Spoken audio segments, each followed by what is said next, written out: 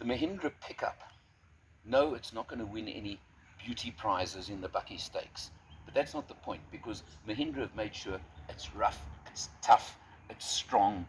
Coming from India, you know how bad and tough the conditions are over there. They've built it to last in those conditions. Nice ground clearance. You can see 220 mils of ground clearance. So you've got plenty over there. It's got a bold face. You've got daytime running lights over here, which are good features to have. You come around on the side over here, 16-inch wheels, lots of wheel arch clearance as well to allow for going off-road for all rough use if you want to do it. Obviously, depending on what you're wanting to do. Nice, strong, tubular side step over here, obviously for getting in and out, which people like me definitely do need to get into a vehicle of this sort. You've got to climb right up like that. So it does help and make quite a big difference over there. So that is an important feature as well. You take a look, let's look over here. We'll open up the back door quickly as well, because we are in the double cab version. You can see over here, again, there is a grab handle up top, climb up, in you get, and headroom, of course, very, very good over here. For me, driver's seat is set for myself. Legroom is fair to medium. I wouldn't call it exceptional, but it's definitely good enough. And yeah, good stuff. Aircon vents in the back seat, and below it over there a 12-volt point as well for the back seat. So that is a nice feature, and a little cup holder or whatever you want to call it. Also cup holders, look at that, a small cup holder on the door, a big one down there. So you've got lots of storage places, which is very important, I believe, on any vehicle, and especially a bakkie. Good to have when you are traveling with passengers. Got, of course, the bar over here at the back. And let's just take a look over here quickly, because what is interesting is you'll notice the sides of the back are higher than a lot of other bakkies, even if it is a bit shorter with the double cab. Rated for 995 kilos, call it 1 ton. A lot of the competitors in the double cab sector also do not necessarily give you a full ton of load capacity, a load allowance on their double cab. So again, something to just take note of and think about. You can see over here, this is the S11 Automatic. Now S11 in Mahindra speak means the top spec level, and in fact S11 is automatic only. S10 gives you the same sort of spec level but with a manual gearbox. So just remember that. And yes, we have got a reverse camera. There it is, mounted on the tailgate. Good step over here as well, useful to have, of course, when you're wanting to climb up and over or do things like that. This is the 4x4 version. There is also a 4x2 available if you don't require four-wheel drive at any stage. The 2.2 litre diesel engine, which is common across the whole range in the pickups from single to double cab, S4 to S11 spec levels, all use the same engine. 2.2 litre turbo diesel, 103 kilowatts, 320 newton meters of torque. Let's jump inside. Although you would never expect it looking at this vehicle, it is actually a very, very smooth, comfortable cruiser. 110, 120 on the freeway. It sits nicely. It's nice and easy. Just under 120, and it's 2,000 revs. So typical of a diesel engine, nice and relaxed, unstrained. And if you look over here on the screen, our overall consumption for the test so far is sitting at 13.2 kilometers to the litre, which comes out at just under 7 litres per 100. Okay, we haven't done off-roading, we haven't put a load on the back, but we have done a lot of commuting duty in town and some nice freeway driving. That's pretty good fuel economy for a vehicle like this. That 2.2 litre diesel engine, 103 kilowatts, 320 newton meters, 6-speed auto box, nice combination.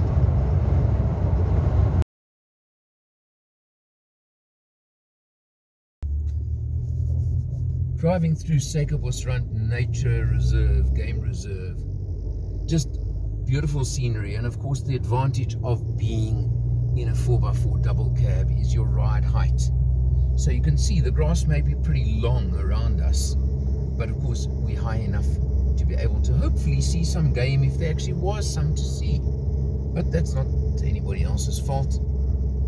Comfortable, smooth. Yeah, the engine's a bit noisy, I'm sure you can hear it, but I don't think that matters at all. And just when you've got a vehicle like this on test, why not bring it out to a place like this? And that's the whole point. And actually make the vehicle do what it's meant to do and provide. You want to call this a leisure bakkie? Well, this is leisure living, isn't it? So it certainly fulfills the purpose of today. We're leisure backieing and leisure 4x4ing. Now, we're not 4x4ing. There's been no need for anything other than too high since we've been on the road in this one, but I've got it if I need it, and that also makes a very, very big difference. But really beautiful, beautiful scenery all around us. Starting off behind the wheel, as always, let's look at a few very important facts. 451 kilometers done on this test so far, but let's just look below there, because this, as a test vehicle, has got a reasonably high mileage of 15,000 kilometers on it. And let me tell you, no rattles, no shakes, no nothing. It still feels very solid, very well screwed together, so no complaints over there. I want to show you fuel consumption, but we're just going to jump to the center screen for a moment, because it's easier to pick it up over there. And you can see we've been averaging 12.7 kilometers per litre. So it comes out at about 7.5 to 8 litres per 100. I'm sorry, I can't be more accurate than that. But what is very useful is, do you notice 437 kilometers still in the tank? Because this is an 80 litre fuel tank. And that's a nice feature to have. You've got cruise control on S11. Good. And obviously all your other buttons on the steering wheel, which are normal, and it's just the very standard features as they are. Your headlight switch over there, that's very standard. No auto on for headlights, etc., but you can't expect that. And you have got electric windows all around with one touch for the driver. So in fact, for both front windows, one touch down. You do have auto locking on pull-off, which again is a good feature. Let's come across to the center now. You've got your aircon vents nice and high up over here. And then you come to that screen that I just showed you. And there's the car info. What I do like about the screen over here is you do have full navigation. Although I did struggle with one or two settings on the navigation, but maybe that was me more than anything else. So let's not worry too much. But you do have the navigation as well. And of course, very importantly, I mentioned just now, the reverse camera with a loud beep every time you put the vehicle into reverse. But there you go, very effective reverse camera. And for any double cab bakkie, to me, there's a big problem if you do not get one of those these days.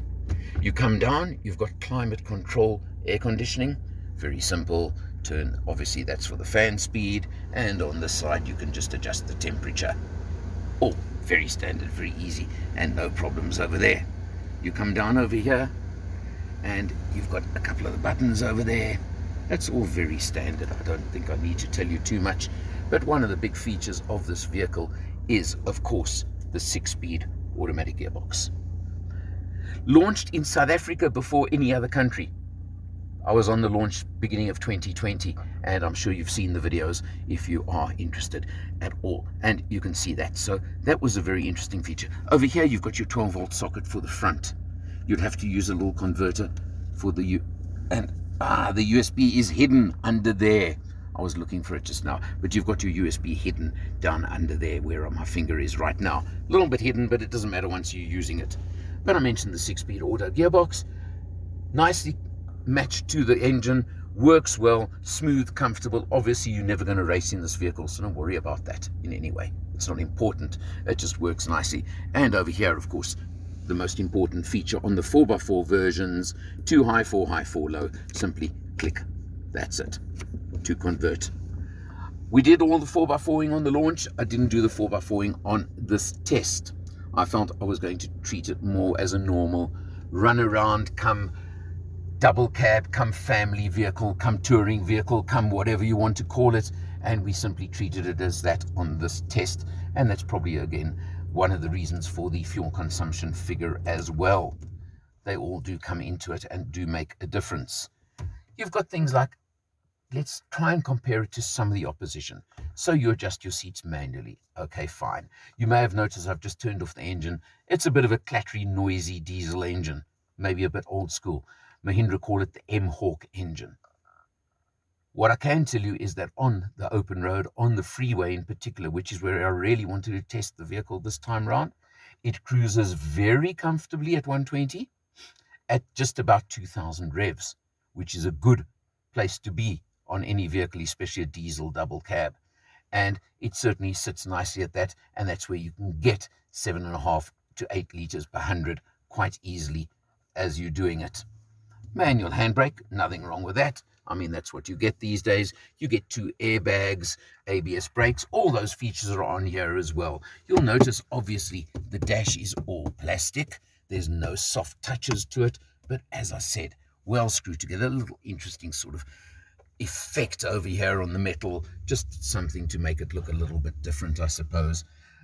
It's things like that that do add up and do count a little bit, but they're not major. But you do, going back, S11 does give you things like I mentioned, the reverse camera on the on the screen, the navigation on the screen, good quality cloth seating, so those are important. You even get ISOFIX in the rear. All those things add up. When you're comparing it to other double cab bakkies, and now the automatic option, the 6-speed automatic gearbox, nothing wrong. That's pretty much, I think, in the ballpark with a lot of the competitors.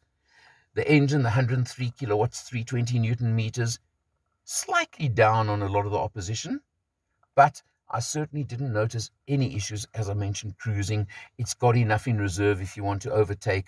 It's also got, I just want to mention, a nice little feature over here of armrests for both front seats, but you do have to lift it to put on and take off your seatbelt. I did notice that. Don't think that's exactly a hardship.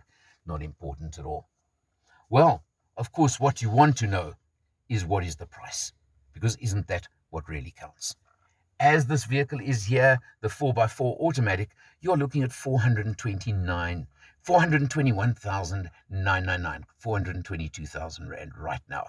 You can add the Karoo feature if you want, which gives you the bull bar, the sport bar, 1 or 2 other little bits and pieces, different mag wheels, extra 15,000 Rand. It's purely a cosmetic change, but doesn't really make any difference. There's nothing different inside the cab when you go to Karoo. So that is where the range tops at that 422,000 Rand, shall we say.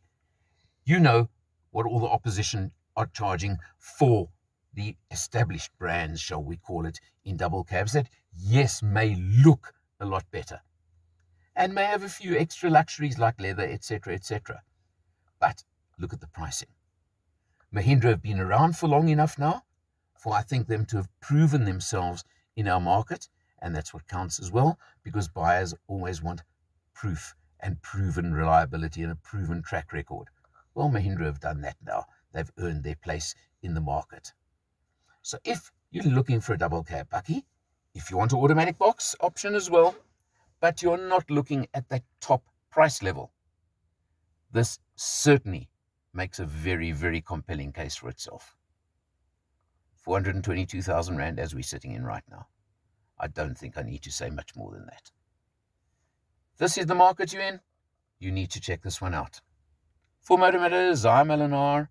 I'll see you next time.